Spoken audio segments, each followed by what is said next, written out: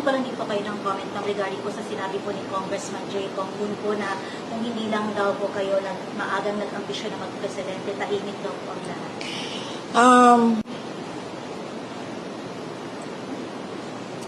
Unang-una, the presidency of 2022 was mine already.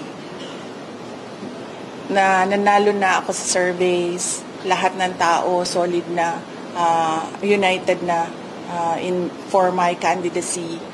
Pero I gave it away because I felt I had to do some other things other than being President of the Republic of the Philippines. Pangalawa, hindi ako yung nagsabi sa kanila na magbukas sila ng investigation or inquiry in aid of legislation that is more like a political persecution and harassment of OVP personnel.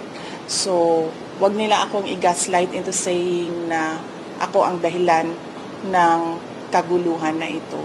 Ang kaguluhan na ito ay nagsimula sa sa terrorism nila, sa harassment nila, sa threats nila sa mga personnel ng Office of the Vice President.